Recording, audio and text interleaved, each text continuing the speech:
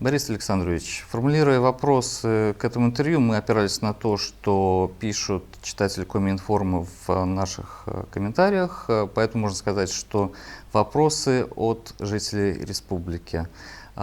И очень часто пишут то, что у них складывается впечатление, будто бы кроме коронавируса у нас других болезней и нет. Что вы можете сказать по этому поводу, в частности, когда возобновятся плановые операции? Вы знаете, Илья, очевидно, что на пике заболеваемости коронавирусом максимум усилий был сосредоточен на том, чтобы справиться с наименьшими потерями именно с вот этой вот ситуацией пандемии. На пике, то, что называется второй волны, до трети коек, всех имеющихся коек в республике было перепрофилировано под лечение больных с коронавирусной инфекцией. Поэтому, конечно, все остальные виды помощи в той или иной степени были ограничены. В настоящее время ситуация меняется. Сейчас перепрофилированные для ковида койки мы сокращаем. На сегодняшний день у нас развернуто 1804 койки, тогда как, напомню, еще 2 месяца назад для лечения этих больных было развернуто 2646 коек. Мы планируем и дальше сокращать эти койки с тем, чтобы у нас сохранялся необходимый резерв коечного фонда до 20, может быть, чуть больше процентов свободных коек для лечения этой категории больных. Но чтобы максимально вернуть все виды помощи, которые у нас были ограничены. Тем не менее, несмотря на то, что это перепрофилирование проводилось, мы никогда полностью другие виды помощи не закрывали. У нас сохранялась и плановая помощь, и высокотехнологичная медицинская помощь и в Эжвинской больнице в Сыктывкаре, и в Сыктывкарской городской больнице, и в больнице, и в Ухтинской городской больнице, и в других больницах и городов, и муниципалитетов, в центральных районных больницах муниципалитетов.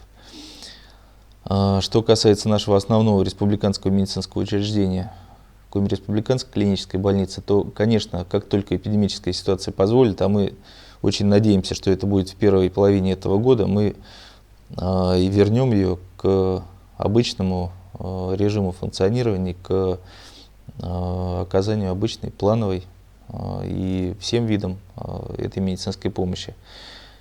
И хотел бы добавить, что несмотря вот на все вот эти эпидемические ситуации и несмотря на перепрофилирование, мы не старались не забыть и про те виды помощи, которые у нас даже в спокойное время были недостаточны. Так, по решению главы республики Владимира Викторовича Уйба, у нас была дооснащена Эжвинская городская больница, и мы дополнительно закупаем туда оборудование для оказания помощи при нейрохирургических заболеваниях и при лор-заболеваниях. Таким образом, даже те виды помощи, которые у нас были недостаточными, они в этом году, надеемся, мы сможем нарастить и усилить.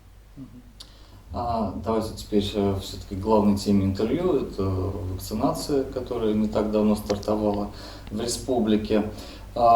Люди, наши читатели, часто жалуются на то, что после того, как они записываются на прививку, не получают обратной связи. Приняли, скажем так, заказ или нет, волнуются, переживают. Вообще, глава Коми сказал, что желающих привиться в республике очень много. Вот, обладаете ли вы информацией, сколько именно и хватает ли на всех вакцин? Да, действительно, с 18 января по поручению президента Российской Федерации Владимира Владимировича Путина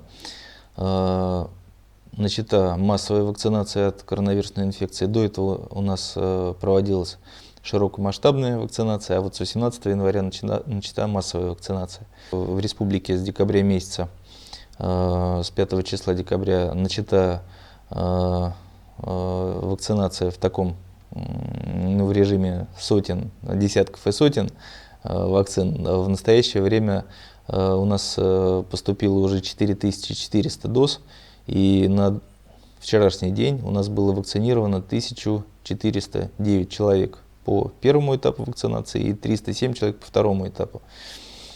До конца февраля в республику поступит 53 тысячи доз вакцины Института Гамалеи Гамковид-Вак.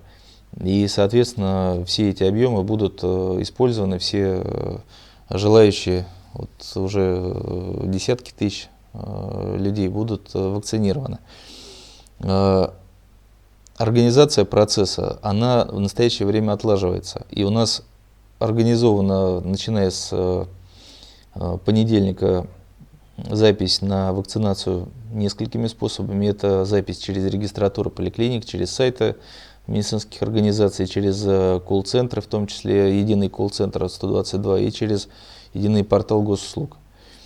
Конечно, этот процесс будет отлаживаться, и все вопросы, которые на первом этапе возникают, они, конечно, будут решены. Но хочу сказать, что тут нужно соблюдать баланс, потому что на сегодняшний день то количество вакцины, которое к нам поступило и которое мы можем использовать, оно не позволяет привить всех желающих. Поэтому мы должны действовать здесь с осторожностью и записывать людей таким образом, чтобы не было ни большого количества желающих, но не имеющих возможности записаться из-за отсутствия вакцины, и в то же время, чтобы не было проблем непосредственно с записью. Поэтому думаю, что при поступлении больших объемов вакцины все вопросы по записи желающих будут сняты. Все-таки сколько именно записались? Нет у вас такой информации? Просто чтобы понимать объем. Ну, эти цифры каждый день меняются, но через единый портал госуслуг на вчерашний день у нас было более 3200 свободных слотов для записи и порядка 200 записавшихся. Поэтому проблемы с возможностью записи через портал госуслуг нет. Нужно ли сдавать тест на антитела перед вакцинацией? Нет, это не обязательно. Ограничением для первого этапа вакцинации является наличие инфекционных заболеваний, либо острых, либо обострений хронических в течение 2 недель, либо указание на то, что человек переболел ковидом в предшествующий период. Если же человек сдал анализ на антитела и анализ показал наличие этих антител, то вакцинация также не проводится. Кому-то еще вакцинация не рекомендована? Да, конечно, есть значительный перечень противопоказаний.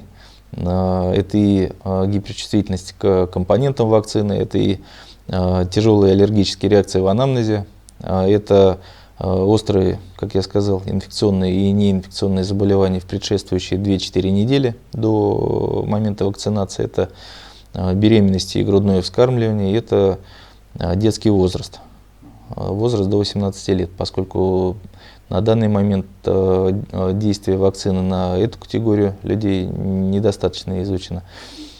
Что касается второго этапа вакцинации, то здесь также есть противопоказания, которые связаны с реакцией на первое введение вакцины. Если оно было, если было, я не говорю про тяжелые реакции, про анафилаксии, анафилактические состояния, даже если были менее тяжелые реакции, это генерализованная аллергия, это температура выше 40 градусов, то второй этап вакцинации не проводится.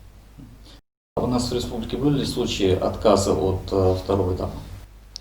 Нам о таких случаях неизвестно, и, возможно, по мере увеличения охвата вакцинации, возможно, такие случаи будут, но хочу сказать, что на данный момент у нас минимальное количество сообщений о реакциях на введение этой вакцины, и, как правило, эти реакции связаны с кратковременным повышением температуры тела, которое приходящее.